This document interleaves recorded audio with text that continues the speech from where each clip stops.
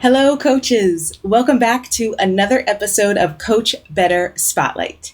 Today, I'm chatting with an amazing panel of authors and women leaders and instructional coaches, including Joellen Killian, who connected me with all of these amazing women, Cindy Harrison, Chris Bryan, Heather Clifton, and Lynn Simmons.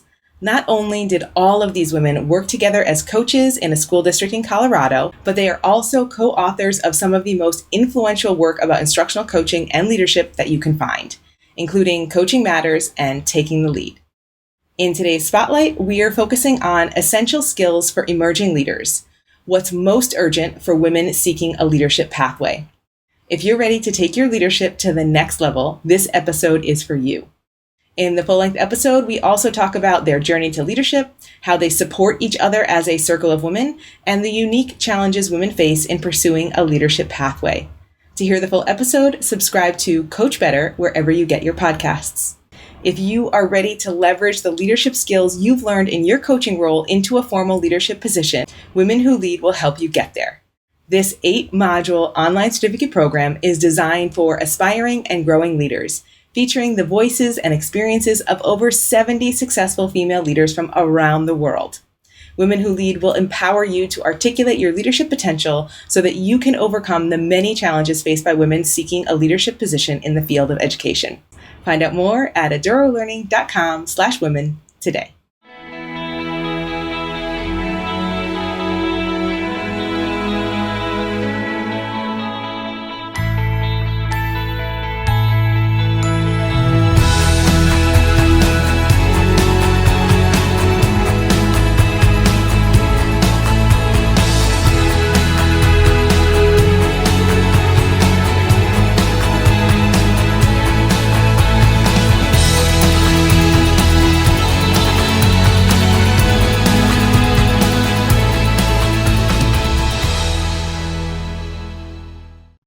Thinking about women going through this process of pursuing leadership, thinking about the world that we live in today, what skills do you all think are most important, most urgent for women aspiring leaders to be focusing on right now? I'll start with that one. I think one of the things is because there's so much turmoil in the world and it's so much more complex now. I mean, I think about when I was a principal many years ago and how different it is now being a principal for those people who are serving in that role. I don't know that I could do it, although I know that I could do it because I have just said I have lots of support to do that. I don't want to do it anymore. But I think because women have also the responsibilities of juggling lots of other aspects with home life, children, and a lot of times they do end up having multiple things that are commanding their attention all of the time. I think there has to be a way for women who are going to be successful to gain the perspective about the fact that life is more than just accomplishing the work that you have set or that you're aspiring to do. You also have to take care of yourself.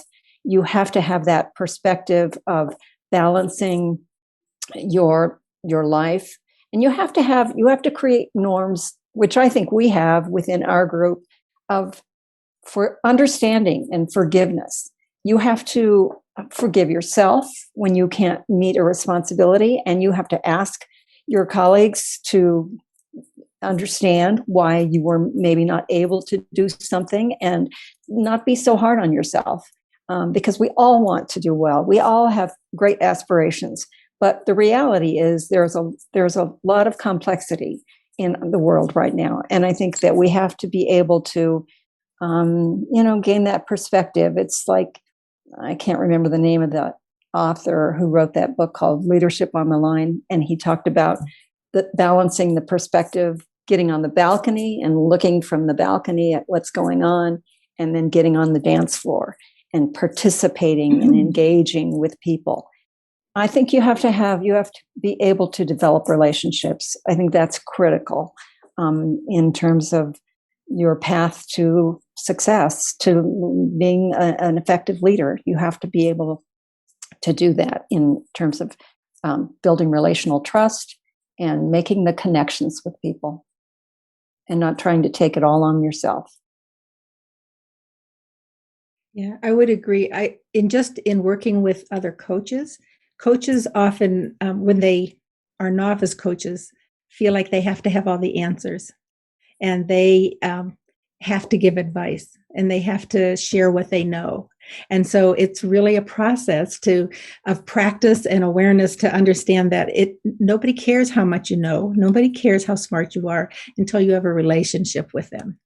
That is the most important piece. So, and you can be moving those teachers and challenging them at the same time that you're building a relationship, but not telling them what to do. I also think you have to embrace diversity. If you don't embrace diversity today, you're never going to make it. I think it was the same when we were all together and we embraced each other's thinking. But I think even more so today, you have got to ask people of different perspectives to come to the table with you and build a team that doesn't just look at all of us, little white girls.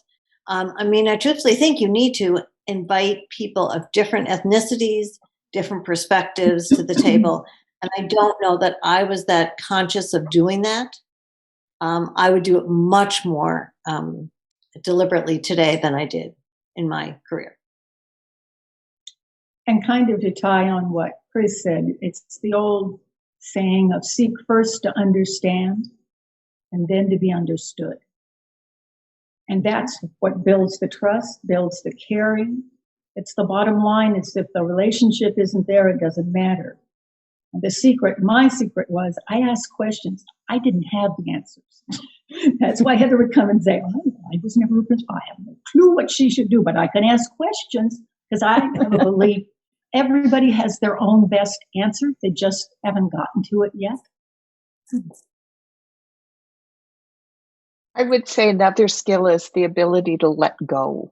And I think Heather was speaking about this, letting go of things, the shoulds, the musts, the things that we always say we have to do this, we should do that. We are, and I think several of you have said, we are our own worst enemies at times. We put unreasonable expectations and parameters on ourselves. I remember one time being on an airplane with Judy Gilbert. We were going somewhere to do a presentation. And before the plane took off, I took things out of my carry-on, nail polish, a skirt to hem, lace to put on my daughter's dress, and something else. And she looked at me and she said, "What are you doing?" And I said, "I've got to get these things done before we land." And she looked at me like I was absolutely crazy. And I sat there, did the sewing, polished my nails, stunk up the entire airplane.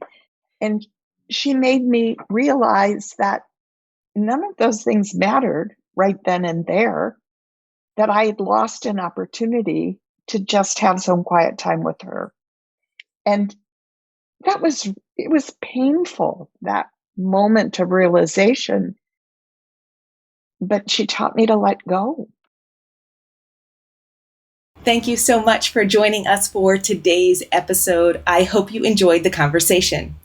If you are ready to leverage your leadership potential and build your network of inspiring female leaders in education, please join us for our next global cohort of Women Who Lead.